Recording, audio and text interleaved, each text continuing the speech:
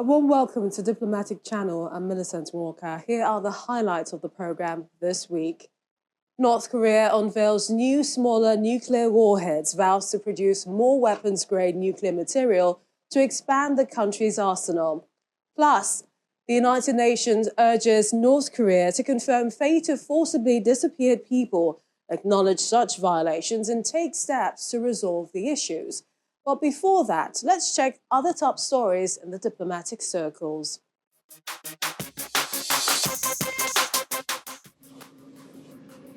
King Charles and his wife Camilla were in Germany for a 3-day state visit as part of efforts to turn the page on years of rocky relations between Britain and the European Union after its exit from the bloc.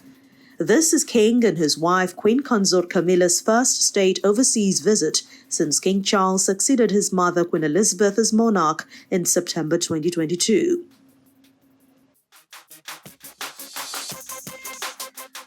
U.S. Vice President Kamala Harris was on a one-week-long tour of Africa to strengthen bilateral relations between the U.S. and the African continent. During her trip, she met with Ghana's President Nana Akufo-Addo.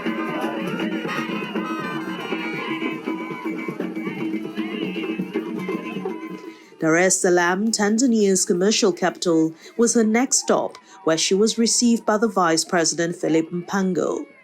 She ended her tour by visiting Zambia and was hosted by the President Hakainde Hichilema. German Chancellor Olaf Scholz has confirmed delivery of the first shipment of Leopard 2 tanks from Germany to Ukraine. Ukraine has been calling for more modern vehicles and weapons systems for months to help fight Russia's invasion. European Commission President Ursula von der Leyen says a hardening of China's position from an era of reform and opening to one of security control requires Europe to de-risk diplomatically and economically. Von der Leyen delivers a sober assessment of Chinese policies, acknowledging that relations with Beijing have become more distant and more difficult in the last few years.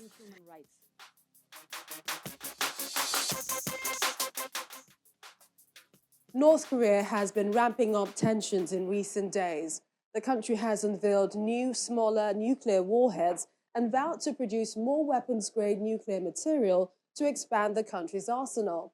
Experts say the images could indicate progress in miniaturizing warheads that are powerful yet small enough to mount on intercontinental ballistic missiles capable of striking the United States. Meanwhile, the United Nations Human Rights Office in Seoul has called on North Korea to confirm the fate and whereabouts of people who have disappeared under its regime, accusing Pyongyang of violating the rights of the victims and their loved ones for decades.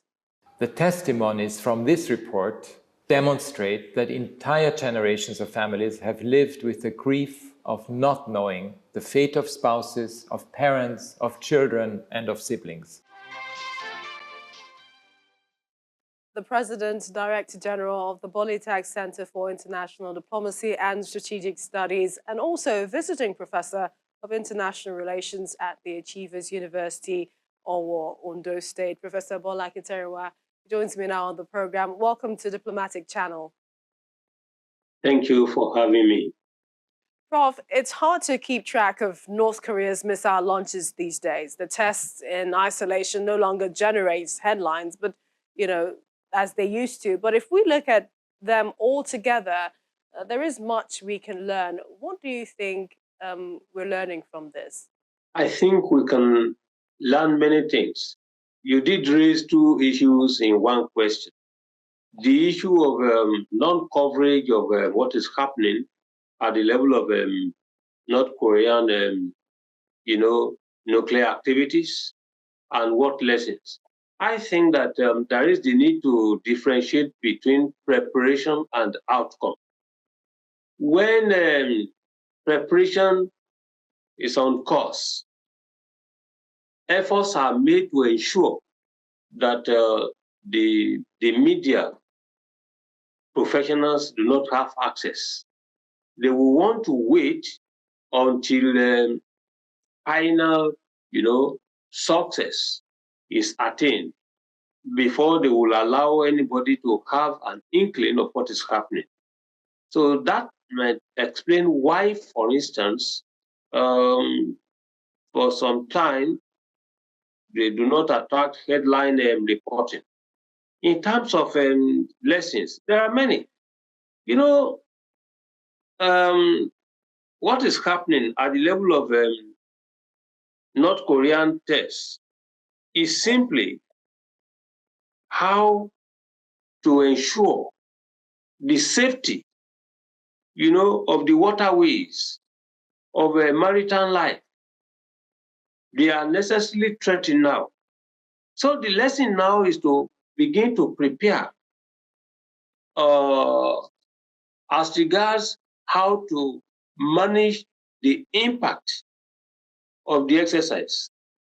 Then there is the need to learn a lesson from not unnecessarily underrating North Korean effort. Many observers have argued that North Korea is simply a testing ground for Chinese weapons, new discoveries, and so on and so forth. They easily forget that Russia, a great and superpower on its own right, is already trying to acquire North Korean weapons for its own use in Ukraine. This in exchange for food, certainly. But the point there is that North Korea has attained a certain level where nobody can unnecessarily harass the country. And the lesson, is again that we are looking at the deepening of international misunderstanding and the rising, in the likely use of nuclear weapons anytime from now. So these are lessons of a preventive nature that we must begin to focus greater attention on as it is. You can just imagine the impact, the implication of the radioactive effect we are likely to be faced with. Now, the drone, for instance, we are told, was underwater for 2 days, 11 hours, 12 minutes. In other words, they talk about 59 hours, 12 minutes. Now, before it was even tested, allowed to fire to test. So the whole world is now confronted with new developments, although there's no disputing the fact that it's a response to the various joint military drills being organized by South Korea and the United States. And Prof, that's where I'm also going to. Some critics argue that the United States, the international community, should be doing more to get North Korea back to the negotiating table to prevent this nuclear test. Talks between the sides have been stalled for years. Do you see Pyongyang changing the narrative in anytime at all? I like that question. You see, North Korea is not Nigeria. North Korea is not Nigeria. North Korea, people are very patriotic there. They will want to defend the national interest by all means. And the implication there is that, look, there is not much any international community can do because, North Korea wants to acquire nuclear capability in the way France and China did in 1963. By that time, when efforts were being made, to to negotiate, to sign an agreement on nuclear non-proliferation. What did China, what did France do? They refused to cooperate with the international community. They refused to sign the agreement.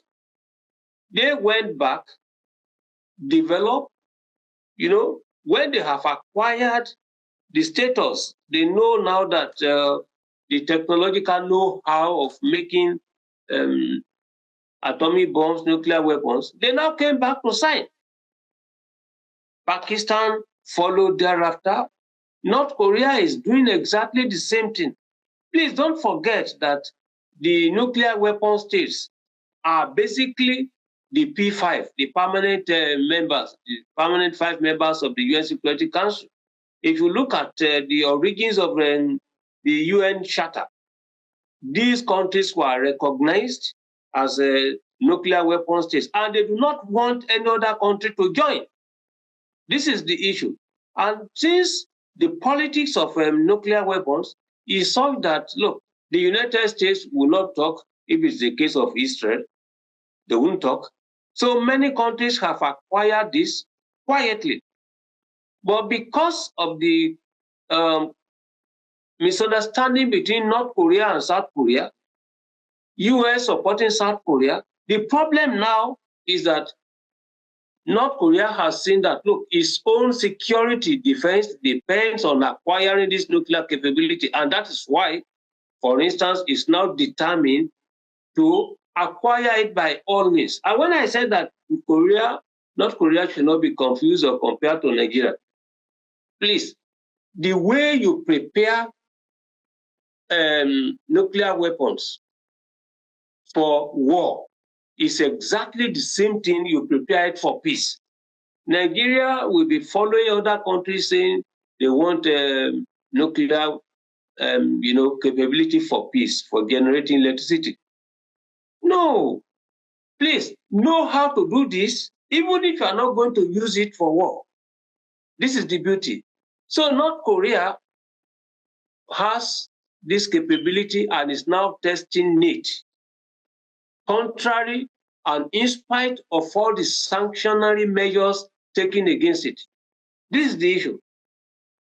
Prof, you can just imagine that. Let's talk about slightly another matter, but also involving North Korea. The United Nations Human Rights Office called on North Korea to confirm the fate and whereabouts of people who have disappeared under its regime, accusing Pyongyang of violating the rights of victims for decades. Are we expecting the prosecution of Pyongyang anytime soon? Do you see this happening?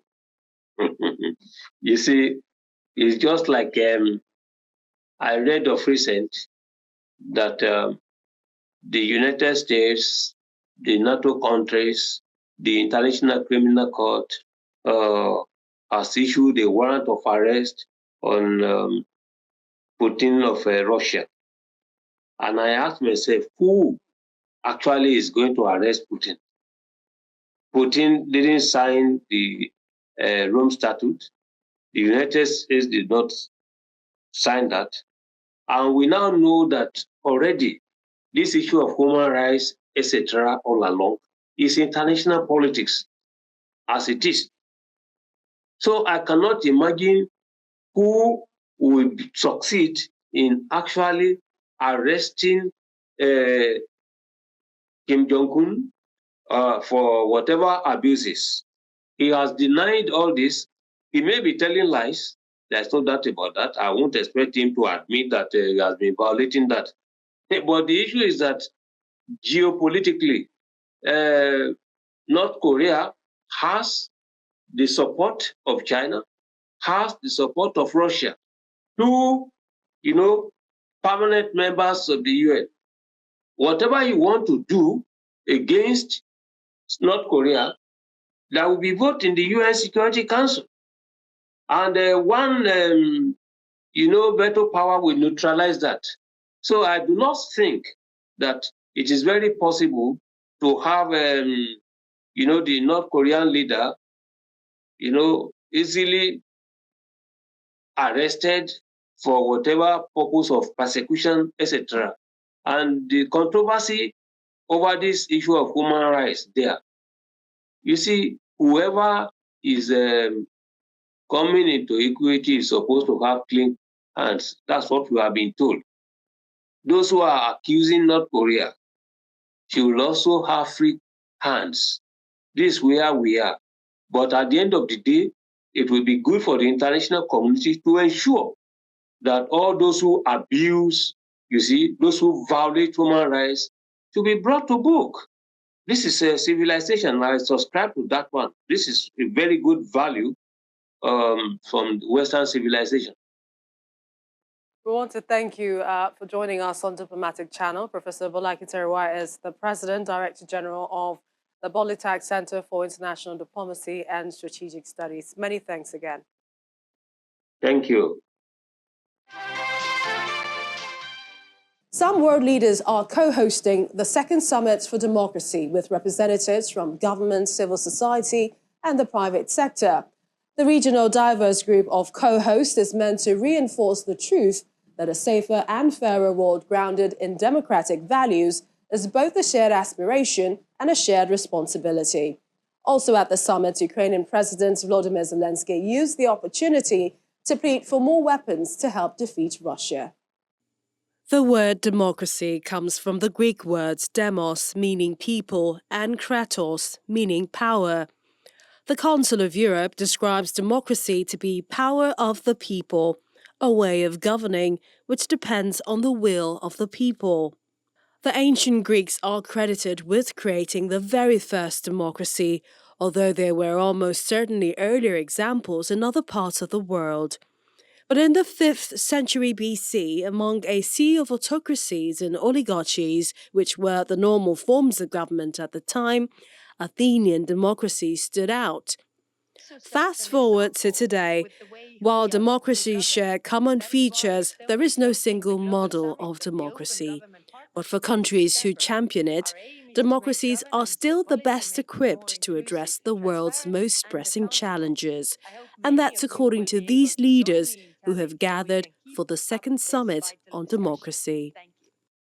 Decentralization reforms. Minister of the An Republic of assembling India. of world leaders in a virtual and plenary format, with the United States co-hosting with the governments of Costa Rica, the Netherlands, the Republic of Korea, and the Republic of Zambia. For all.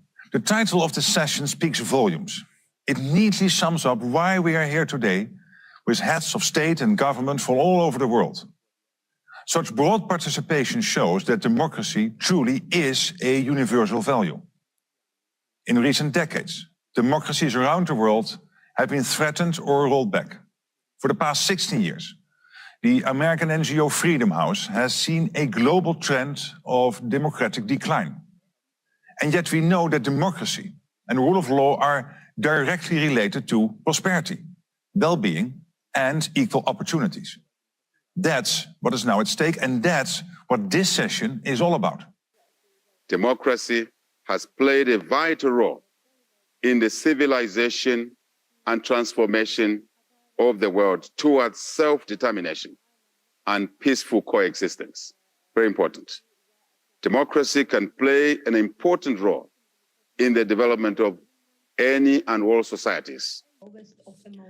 On the sidelines are gatherings in each of the co-hosted countries with representatives from government, civil society, and the private sector. At the summit, the Israeli Prime Minister Benjamin Netanyahu voiced confidence that he would find a compromise with the political opposition over his judicial overhaul after the contested reforms sparked a general strike and mass protests. I think we have a historic opportunity to strengthen democracy, to restore a proper balance between the three branches of government, because that's what protects majority rights and individual rights. And at the same time, also to enshrine civil rights with an agreed national consensus. I think this is something that is an opportunity that Israel has waited for.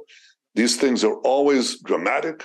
They're always engaged in public and often painful discourse, but we have to move from protest to agreement. And that's where I want to get. The The right to protest is sacrosanct. But I think the obligation for national leaders is to try to take these issues in contention and merge them into a happy center. So the second thing that I want to assure you is that Israel was, is, and it will always remain a proud, strong, and vibrant democracy as a beacon of liberty and shared prosperity in the heart of the Middle East. The second day of the summit saw leaders from around the world gather to shine a spotlight on the need to strengthen democratic resilience and the protection of human rights as a fundamental imperative of our time.